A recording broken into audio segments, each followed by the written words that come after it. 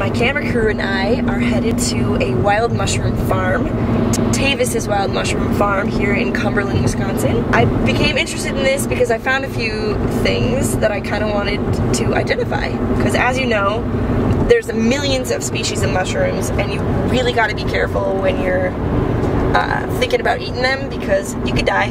We don't want that to happen because I'm pretty young. Being this is the Midwest and everybody's generally really nice, I knew that if I just sent him a message that he'd probably be cool with it. So he was, and I think he just came out of his house to see who was sitting outside there stalking him. So let's go pull in and introduce ourselves. Oh, look at this! That's what I said. Here, I better get that on film. Get a close-up. Yeah, I made that at work about a year ago, I suppose. Now he's taking us out to his special spots to show us the logs, and hopefully we'll find something. It just rained. I prayed for it last night. My father taught me how to pick wild mushrooms when I was a child, and after a couple years of drought not finding any mushrooms, I decided if I plant them, then I'll always know where they're at. Would you normally be able to find like old ones, dead ones, or no? You don't want to use. Can't use dead. Because of the sugar. Well, they will decay, but you're going to have other fungus already in there. I want to be the first one in and the strongest. That's why I inoculate at such an intense rate. That's cool. You know, 60 plugs per log. I win. So I wanted to pull together and start them like now, or have already started them? Yeah, I would avoid fall inoculation. Okay. Because you're playing with winter. Right. They've got to be good for 6 weeks before they freeze. Okay. But you can't take the wood when the leaves change color and fall off. Really? We're looking for white oak. So these logs here are in incubation. So they've already been inoculated? All of these are done, yep. What month did you do that? April and May. And actually this year it drifted into June a little bit. My goal was to be done by May 1st. May 2nd it snowed. But you can see some of the white on the ends. We'll find a better example here. You get closer to the white, honey. This white you'll see on the ends lines up with a hole. The mycelium has a tendency to run with the grain of the wood faster than across the grain. Oh, interesting. So you'll see it in patches, but then you'll see some that are totally white. Right. Like that. That's very well colonized. Done this year. I just haven't got around to standing them all up, because I've got to stand them all up because they're going to start fruiting any day. Is this like a pretty typical size of garden for you? This is big. This is your biggest? Yeah, next year I'll be twice this. These are some warm weather strains I was playing with. See the different tags. I don't remember what each tag means. They all got fancy names. But these are a warm weather strain, which ideally you let them dry out for 8 weeks. Okay. And then I soak them in water for 24 hours and they burst with mushrooms. All these are stumps where we harvested mushrooms. The logs are good for between 3 and 8 years. Oh wow. And I haven't thrown any away yet, so in fact I'm going to wait about 4 years before I start tossing any. And over here, this is what I wanted to do. I wanted to make rings like this. Oh, this is nice. But it takes up far too much space. Yeah, I suppose. But it's nice because I put the sprinkler in the middle. Oh, and it just goes around. You don't have to do much. And an interesting fact about a white-tailed deer is it will not reach underneath anything to eat. Really? They will not put their head underneath something. Why? Just because they're afraid it will get caught, or? I imagine it's an instinct thing. Smart. So it protects them from deer a little bit, because deer, like, there's a mushroom. Deer like shiitake mushrooms. Look at that. Get close. Now those are Auntie Amy's favorites, and I like to eat them in soup. I make like lots of Asian. Oh, like this. Let's see if this is right here. That's beautiful. There you go, now zoom in on it. Isn't that nice? Hit the button. No, those are really tasty. They are definitely grade A. Yeah, I cook them in like sesame oil, and then I make like a giant soup, you know, with fresh cilantro and. Here, I'll tell you what I'll do is I'll cut that off of there. There. Yeah, and that's only a couple of days old. Wow. So that when would it be perfect? Then now's the perfect time for you to. This one's a little bit past. Oh, okay. How do you know? There's a protective veil that protects the gills. Okay, so it's curved. And when that ruptures. Oh, I got one little guy. Let's see if this has got a veil on it. This one's broken also. But you just see that fuzzy edge around there? That did go all the way to the stem. Oh, wow. And that just protects the end. Can you still eat it if it's... Oh, definitely. Yeah, that's actually going to be a Trametes mushroom, probably. How did that guy get in there? There was an open hole, I would guess. I had a problem last year with woodpeckers and chipmunks. Oh no! There's an open hole right there. Yeah, that's either from a woodpecker or a chipmunk. So now what do you do to combat those guys? Pray for snakes.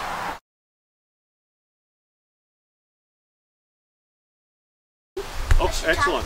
It's a WR46 is what it's called. Okay, what does that mean? Number mean? WR means wide range. I That one there is actually a little questionable. I probably wouldn't eat that. Why? Just because of the weird... Yeah, because of the way that they decay. They decay in the same fashion as meat and not vegetable matter. So hence like bacteria or... Right, so if you leave the raw chicken out on the counter for a week, I don't want to eat that. Right. Mushroom, same thing. A lot of people that think they're allergic to mushrooms have eaten spoiled mushrooms. Come on, people, seriously. You're a busy man. Did you find all of these logs then yourself? Like on this property or? the first year, everything that's standing up did. My friend Luke Kane comes over. I know Luke. I know Luke very well. mushrooms grow through the wax. The first time they'll grow in the holes because it's the easiest spot for them to emerge. But the second time that they fruit, they can come out anywhere. As the wood is fully colonized. Anywhere that they can find a split in the bark as they're decaying the wood, grow out. They'll find it. So you never know how many are going to grow out. You can never predict that. Nope, it's the counting the chickens before they hatch deal. Right. Oh, is that a baby one? Yeah, right here. It's actually, I think, open. I'm going to give it a day and see what happens. Oh yeah, he's going to see if it gets Well, bigger. we just harvested, I think, on Wednesday or Thursday. It was kind of a surprise crop. I didn't expect anything. It hasn't rained here. It didn't rain here for 37 days. How come some of the logs don't have the little marks for you? They do on one end or the other, and if they don't have one, they're the WR46 strain. The only one I can remember off the top of my head was the red ones are a mushroom called snowcap. Have you had any yet? I've eaten all 9. All of the strange stuff. Yep, and they're all very good, there's no question. They say the cold water ones are a little bit richer. I could see that. They definitely grow slower. They're tougher. They've got a very good meaty texture to them. What's the typical one that you would buy at the market? More than likely WR46. WR46. That's the world-renowned #1 commercial strain. It's the easiest one to deal with. It is a wide range strain, so it fruits fairly warm temperatures and fairly cold temperatures. In the spring, everything fruits. In the later spring, like we'll call it June, the wide range fruits only. In the summer, the warm weather and in the wide range fruits. In the early fall, like where we're at now, the wide range and the cool weather will start fruiting, and in the late fall, only the cool weather. Oh my gosh. Yeah. That so you said to mix it up, so I have continual harvest from approximately March or April 1st to November 1st. That makes sense. Can you grow just if you don't have a bunch of more logs to go with one log, would it not grow? Nope, it will still grow. Yep. So you're gonna have like a small. Absolutely. I'm doing this because I don't like working for other people. Yeah, this is his business. So he sells all of his mushrooms to restaurants. I've got 5 restaurants and 4 grocery stores. That's ugly, but it's still edible. Ugly but edible. That's fine by me. The woman that works for me missed a few. You get to It bring these happens. home? They hide. Oh yeah. What? Look at this. We got a dandy on our You handies. get to take these home. Yes, you do. Aw, look at So that. usually the cap is a lot more burgundy than this. I imagine the cooler weather changes that. What type of mushroom is that? That's called a wine cap. Wine cap. Yep. And this mushroom is 30% protein. This is a meat Can you substitute. use Oh wow, you could eat that instead of the meat, stem Odds. Can you even? The believe it? stem is as good as the cap. Okay. And these, if you boy. cook them in Maybe butter, I'll try a mushroom sometime. See, you're getting interested, aren't you? if you like Like this asparagus, you'll like that one. They get sorted by species because I do 9 strains of shiitake. Each one has a wood preference. Oh, So cool. some prefer white oak to red oak, some prefer red maple to sugar maple. It all varies. So all those 9 strains we sort here. They come to this station where they get drilled. When they get rolled off to here, where they when they're all sticking out. no, just the holes. Just the holes. Okay. And I've got large syringes. I should have brought some equipment out, but I got packed away for the year. Then we fill up these with, I mean, these are junk now, obviously. They don't last very long. They get popped because we jam these huge syringes into there, and then we fill each of these roughly 60 holes. And then it just keeps rolling down the table, comes to this station here, and this is hot wax. Hot wax. What kind of wax is it? Cheese wax. Cheese wax. Okay, Yep. and you can just buy that anywhere? Or? Yeah, I actually found a wax supplier in Oshkosh that I can get it substantially cheaper than I could from the local cheese factories. Oh, that's smart. And then, next year I found a cheese factory that throws away like 170 pounds a day. No way! And I use about 50 pounds a year, so I'm going to take it out of their dumpster. They said that was fine. Oh, that's fantastic. And it's the same thing, a food grade cheese wax. They get waxed, then they come to this table where they get tagged according to... Just according to the strain, right? According to strain. So this one here, I don't know what that tag means. Right. I had to write it down. And I ran out of, I usually use little pieces of nylon strap and a nail, but there's only so many colors of nylon strap. Right. So I had to go with that. And then one of my employees ran out of black and decided duct tape was close enough, so I got a bunch tagged in duct tape. Did you have somebody come out here and do electrical, or did you do that too? I'm an electrician by trade. Oh, so fantastic. My older brother is an electrician. I haven't done it in years and years, but I certainly know how. So Sure. I wired the tables up. It was a lot more convenient. Now I just plug the table in. Did you design this table? Yeah. Oh, that's so cool. Yeah. So you're a man of many talents, including musician. Used to be. Yeah, I started again last week. I played a show last night. It was... I know, I'm so upset that I didn't make it. Yeah, we played early in the day, so the crowd was a little bit thin. Then they get loaded onto it, and then I have the switch here so I can turn the wax on and off because it gets way too hot sometimes. Where do you heat it up? Like just... These tables are supposed to both do the same job, but we found it to be substantially more efficient to do it all in one line. Okay. Then people aren't getting in each other's way. These kind fruit very intensely for 2 weeks. Yep, about 6 days after a good rain. So I'll probably be looking at mushrooms heavily on Friday. And then in the fall. They've got a very, very long season. What's interesting is this mushroom grows with what they call rhizomorphs. These long rooting pieces of mycelium. And yes, the mushroom takes all of its energy from this fermented straw, but they'll grow over there, over there. Oh, is that because of the wind will take the spores? No, it's the rhizomorphs running. So the first fruitings happen pretty much exclusively in the beds, and then subsequent fruitings after that can occur anywhere. Did you have to start them in a dish or something in the house? Or I no? did not. I actually buy a culture from a company in Peschero, Wisconsin, that they took care of the laboratory stuff. Oh, that's fantastic. Yeah. Are those pretty expensive? Like They are not. what do you like to cook them with or in? Wine and fennel. Wine and fennel. Yeah. Oh man, I bet you that's amazing in pasta, huh? Perfect. What do we have Isn't in that this spot? They're full of antioxidants. And she makes really good things. And good. They're good for vitamin B.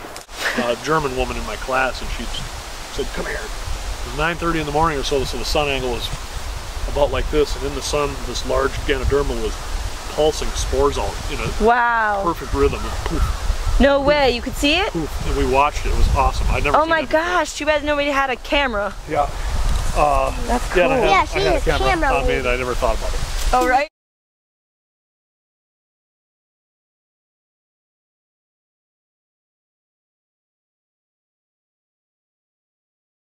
How much of your time does it take? They say to run, let me think now. I think if you run 1,000 logs, you have added an average of 30 hours of work per week for 1 year. Wow. But you don't work from November to March. So Right. I'm talking 100-hour weeks Oh my for God. one person. So Wow. I've actually got one almost full-time employee, and I've got about 4 or 5 part-timers, and I've got large projects coming. But the chicken mushroom is what's going to eat this thing into pulp. Wow. And I mean, it's doing a good job. I remember the word lichen from high school science, but I am not quite sure what it means. It's kind of like half plant, half mushroom. Okay. It's actually, they can disintegrate rocks and turn them into soil. So if you see chicken out of the woods on it, it's gonna go. It's gonna go. These are decayed chicken of the woods. This tree is a goner, Yep. but we think Is it. it gonna still produce mushrooms? Definitely so. That's why it's still That's here. why he's gonna keep it around. The mushroom that you buy in the store and the portobello mushroom are the exact same thing. Really? They're just did at not different know that. stages, or One is just grown with cow manure, one's grown with chicken manure. Oh. I like the cow manure. Chicken manure makes it grow faster, and Americans don't like things that are oddly shaped. So if they let those get large, they would be very convoluted.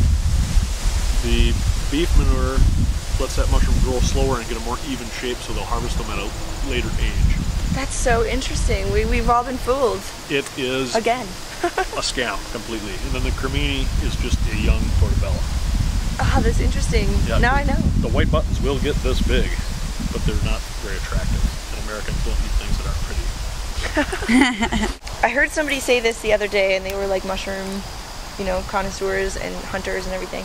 And they said that they truly believe that mushrooms could save the world if we knew enough about them. Do you believe that? He took oil from the Gulf oil spill and seawater, mixed it with straw so it stuck together, inoculated it with oyster mushrooms. The oyster mushrooms broke down the oil, produced perfectly edible mushrooms that contain no traces of any petroleum. So where is this guy, and like why? He lives in the Pacific Northwest. He's in Seattle, I believe. And why do you believe that somebody like him, or like why do you think that the government has not jumped on something like that? And if you don't feel comfortable with it, I think they view it as hokey. Yeah. But he had also just discovered a strain in South America that digests plastic disposable diapers. Wow. So they've got mushrooms out of plastic. He talks about it for pest control. He took mycelium from a cordyceps mushroom, which eats insects, and put it in his house to try to control carpenter ants. But for some reason, the carpenter ants were repelled, and they moved to another portion of his house. And he discovered it was the sporing structure that they didn't like, so he just took pure strands of mycelium, and all of a sudden the carpenter ants came in and ate that, and he's got photographs of mushrooms growing out of their heads. No way! Of Dead. what? I mean, they're dead. Of what? Of a cordyceps mushroom.